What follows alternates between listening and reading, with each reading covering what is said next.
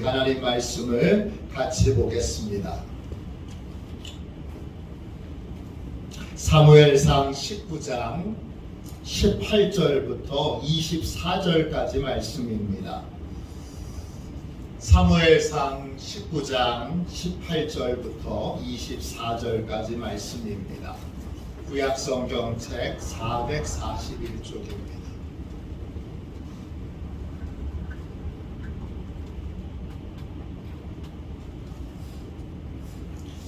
구약성경책 441쪽 사무엘상 19장 18절부터 24절까지 말씀입니다.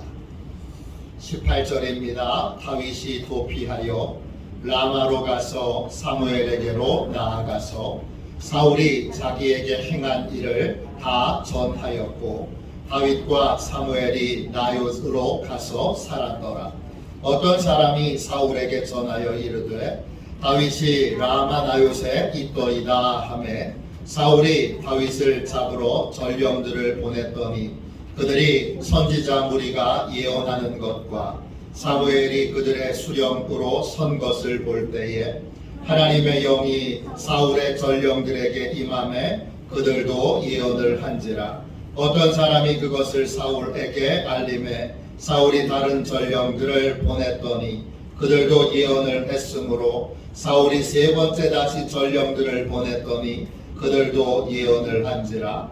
이에 사울도 라마로 가서 세구에 있는 큰 우물에 도착하여 물어 이르되 사무엘과 다윗이 어디 있느냐? 어떤 사람이 이르되 라마 나요스에 있나이다. 사울이 라마 나요스로 가니라. 하나님의 영이 그에게도 임하시니 그가 라마 나요스에 이르기까지 걸어가며 예언을 하였으며 그가 또 그의 옷을 벗고 사무엘 앞에서 예언을 하며 하루 밤낮을 벗은 몸으로 누웠더라. 그러므로 속담에 이르기를 사울도 선지자 중에 있느냐 하니라. 아멘. 할렐루야. 성령의 권능이 임하는 기도, 성령의 권능이 임하는 기도, 이런 말씀 같이 나누겠습니다. 벌써 45일입니다. 이제 정말 며칠 안 남았는데 우리 끝까지 힘써 함께 기도하기를 원합니다. 제가 소제목을 붙였습니다. 성령의 권능은 모든 것을 변화시킵니다. 성령의 권능은 모든 것을 변화시킵니다. 우리는 성령님께서 우리에게 오시도록 한낱 부르짖어 기도해야 합니다. 성령님이 우리에게 임하시면 우리가 권능을 받습니다. 사도행전 1장 8절입니다. 오직 성령이 너희에게 임하시면 너희가 권능을 받고 예루살렘과 온 유대와 사마리아와 땅끝까지 이르러 내 증인이 되리라 하시니라. 성령이 임하시면 우리가 권능을 받습니다. 이 권능이라고 하는 말은 헬라어로 두나미스입니다. 뜻은 힘, 능력, 에너지, 이런 뜻입니다. 이 말에서 다이너마이트라고 하는 말이 나왔습니다.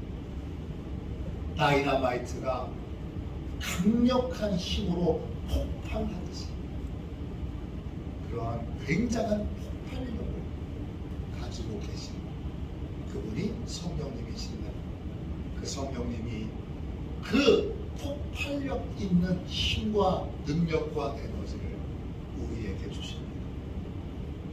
성령이 임하시면 우리는 내 능력, 내 힘이 아닌 성령의 권능을 가지고 살아가게 됩니다.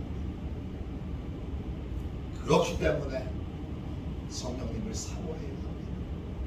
성령의 권능이 하시는 일들은 너무나 많습니다. 그런데 오늘 이 구약에 좀 특이한 성령의 권능이 있어 오늘 말씀으로 성령님이 이런 일까지도 하시는구나 라고 하는 것을 우리가 함께 말씀을 통해서 나누고자 합니다. 성령의 권능이 임하면 어떤 놀라운 일이 있을까요? 많은 일들이 있는데 그 중에 대표적인 일들은 위기 앞에서 하나님의 보호를 받게 됩니다. 성령의 권능이 임하면 큰 위기 앞에서, 죽을 위기 앞에서 하나님의 보호를 받을 수 있습니다. 오늘 읽은 말씀을 보십시오. 다윗이 사울 왕에게 미움을 받습니다. 사울 왕이 다윗이 인기 있는 걸 시기합니다. 그래서 다윗을 죽이려고 합니다. 아니, 왕이 눈에 불을 켜고 군사를 풀어서 찾으러 다니려고 하는데 숨을 데가 어디 있습니까? 곰곰이 고민하던 다윗은 사무엘 선지자를 찾아갑니다. 사무엘 선지자가 계신 곳으로 가게 됩니다. 왜냐? 사무엘 선지자가 계신 곳에 하나님이 계실 곳입니다. 오늘 읽은 말씀 사무엘상 19장 18절 보세요. 다윗이 높이하여 라마로 가서 사무엘에게로 나아가서 사울이 자기에게 행한 일을 다 전하였고 다윗과 사무엘이 나요스로 가서 살았더라. 그랬습니다. 사무엘이 지금 어디 있느냐? 고향에 내려가 있습니다. 사무엘의 고향이 라마입니다. 이 라마는 높은 산이라는 뜻이에요. 굉장히 높은 산악지역에 있는 곳이 라마입니다. 예루살렘에선 상당히 떨어져 있는 두메 산골입니다. 거기에 나얏이라고 하는 것을 만들었습니다. 나얏은 작은 공동체라는 뜻입니다. 라마 나얏은 그러니까 사무엘 선지자가 고향에 만든 작은 공동체입니다. 이 공동체는 뭐 하는 공동체냐? 사무엘을 존경해서 사무엘처럼 예언자가 되기를 사모하는 그러한 제자들이 모여있는 곳이 바로 이 라마 나요스입니다. 우리로 얘기하면 신학대학이 되겠죠. 예언자 학교, 선지자 학교가 있는 곳입니다. 그곳으로 다윗이 도망쳐 온 것입니다. 라마 나요스에 다윗이 도착하니까 사무엘이 반갑게 맞이합니다. 그리고 꼭 안아 그곳에서 쉴 수 있도록 자리를 마련해 줍니다. 그런데 사울 왕이 그 소식을 듣습니다. 당연히 듣죠. 다윗이 사무엘이 있는 라마 나요스에 숨어 있습니다. 그러자 사울 왕이 체포조를 이 라마 나요스에 보내게 됩니다. 체포조가 도착해서 막 수색을 하게 되면 어떻게 될까요? 다윗은 당연히 잡힙니다.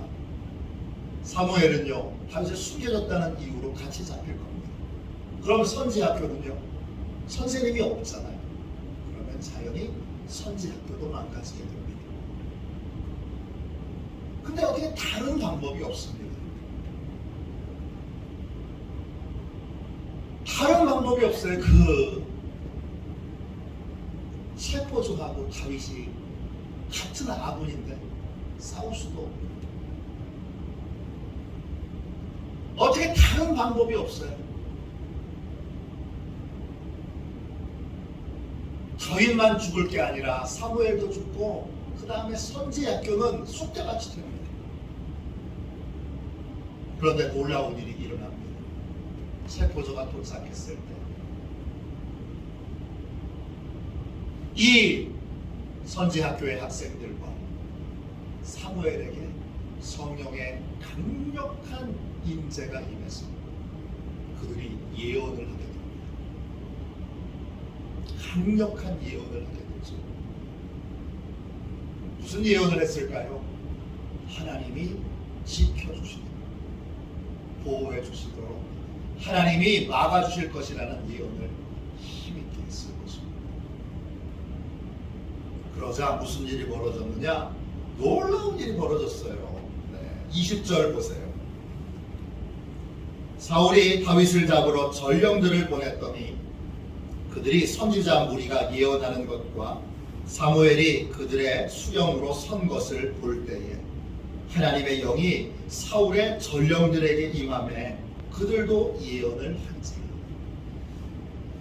사무엘과 또 선지 학생들이 강력한 성령의 임재로 예언을 하게 되니까 어떤 역사가 벌어졌느냐 하면 체포조들이 성령의 강력한 임재를 받고 이 체포조들이, 이 군인들이, 아무 상관없는 이 군인들이 예언을 하기 시작합니다. 이들이 예언을 하기 시작하면서 어떤 일이 벌어지냐 하면 이들이 여기 왜 왔는지 잊어버렸습니다. 왜 왔는지 잊어버렸어요. 체포하러 왔는데 그걸 다 잊어버리고 예언을 하게 됩니다. 사울이 그 소식을 또 듣고 체포자를 두 번째 또 보냅니다. 그런데 똑같은 일이 벌어집니다. 사울이 다시 세 번째 체포자를 보냅니다. 그런데 똑같은 일이 벌어집니다. 그러자 이번에는 사울 왕이 직접 군대를 거느리고 가서 동일하게 다윗과 사무엘과 또 그 선지 학교를 다 망가뜨리려고, 다 잡아 죽이려고 직접 갔는데, 왕이 행차했는데 하나님이 동일하게 사울 왕에게도 강력한 성령의 권능이 임해서 사울 왕도 예언을 하게 됩니다. 예언을 하게 되면서 자기가 여기 왜 왔는지, 뭐 때문에 왔는지 다 잊어버리게 됩니다. 성령의 권능이 임하시면 해결책이 없는 위기 앞에서 하나님의 보호를 받게 됩니다. 한 번 위기를 넘기는 것이 아니라 동일한 위기가 계속 찾아와도 번번이 성령의 권능이 이 하나님의 사람들, 성령의 사람들을 지켜주시고 보호해 주십니다. 성령의 권능이 임하면 보호받을 수 없는 곳에서 보호를 받게 됩니다. 성령의 권능이 임하며 해결책이 없는 곳에서 해결책이 생기는 놀라운 은혜를 경험하게 됩니다. 성령의 권능이 임하면 또 어떤 놀라운 일이 일어날까요? 이 일은 더 놀랍습니다. 성령의 권능이 임하면 악을 행하려던 사람이 악을 저지르지 못하게 됩니다. 사울이 3번이나 체포조를 보내죠. 그리고 사울 왕도 라마 나요스로 가서 이제 다윗을 잡으려고 하는데 강력한 성령의 권능이 임하여 이 군인들도 사울 왕도 예언을 하게 됩니다. 무슨 예언을 했을까요? 여러분 23절, 24절 보세요. 사무엘상 19장 23절, 24절입니다. 사울이 라마나요스로 가니라. 여호와 하나님의 영이 그에게도 임하시니 그가 라마나요스에 이르기까지 걸어가며 예언을 하였으며 그가 또 그의 옷을 벗고 사무엘 앞에서 예언을 하며 하루 밤낮을 벗은 몸으로 누웠더라. 그러므로 속담에 이르기를 사울도 선지자 중에 있느냐 하니라. 사울의 군대와 사울 왕이 예언을 했는데 어떤 예언을 했을까요? 이들이 예언의 은사를 받은 건가요? 아닙니다. 이들이 예언의 은사를 받은 것이 아닙니다. 그러면 이들이 했던 예언은 뭐죠? 이들은 악을 저지르려고 하는 자기 자신에 대하여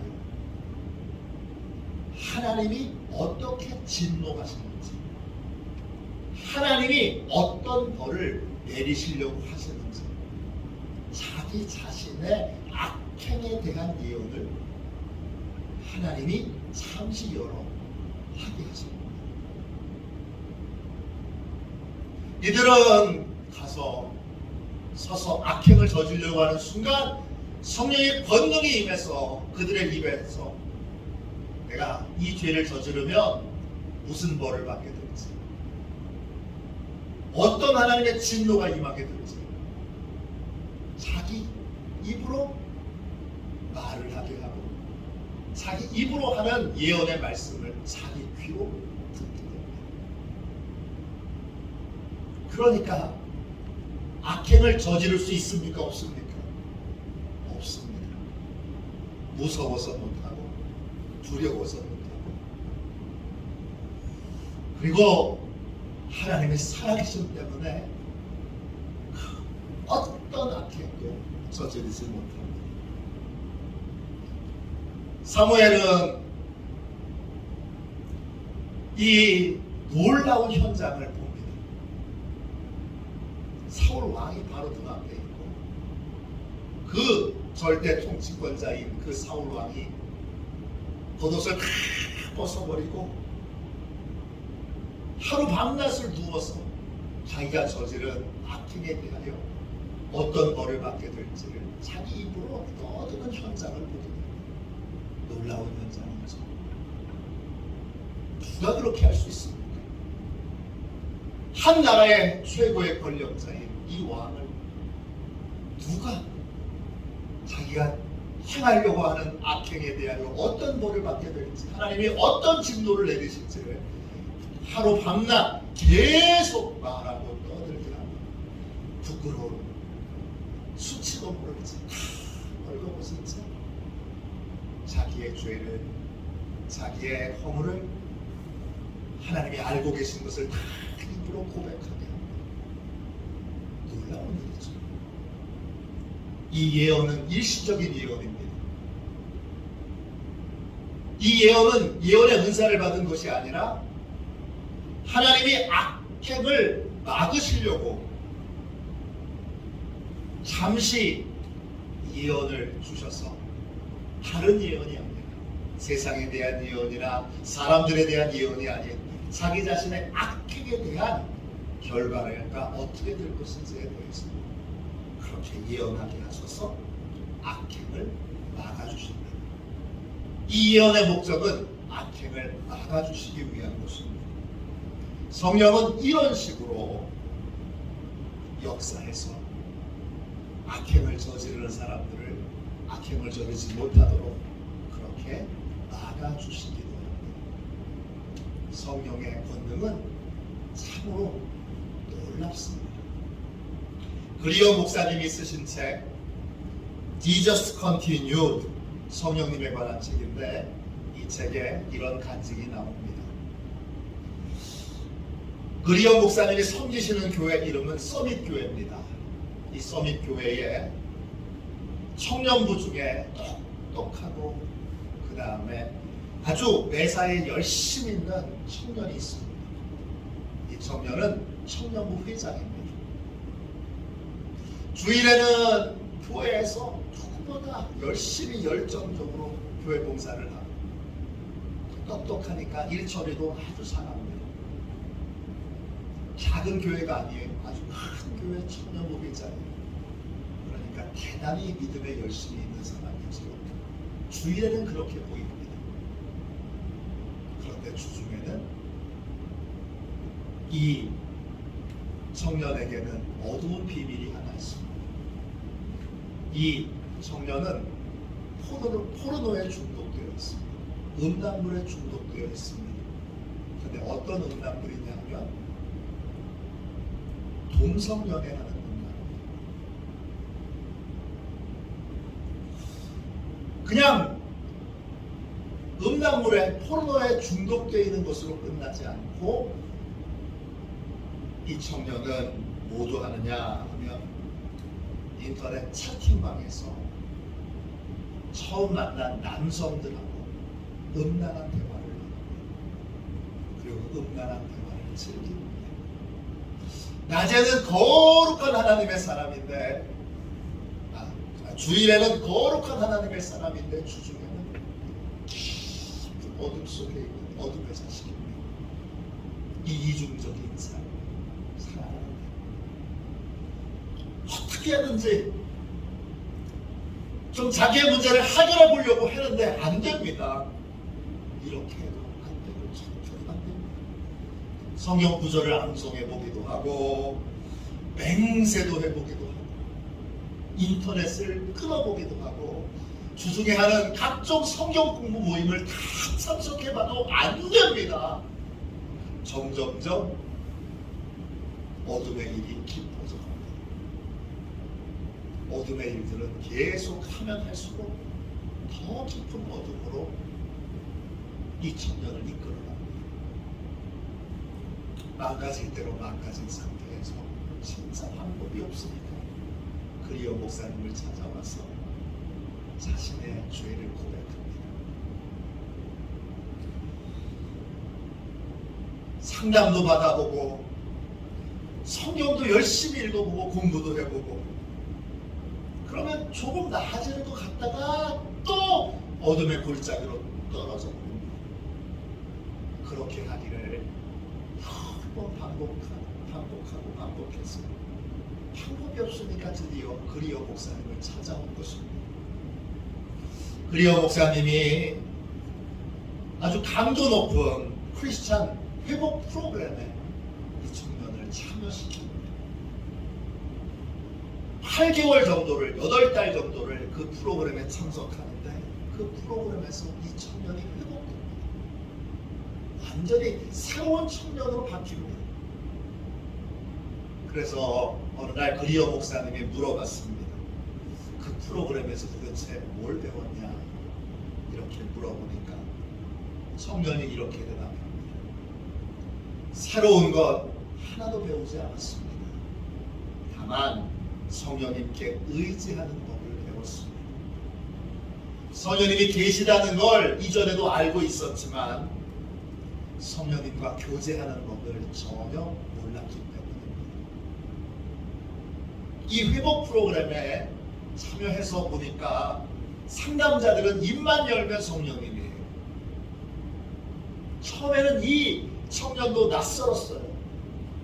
그런데 차츰차츰 성령님이 단순한 개념이 아니라 매일매일 대화를 나누며 도움을 구하면 도와주시는 내 인격적인 하나님이시라는 걸 알게 됐어요.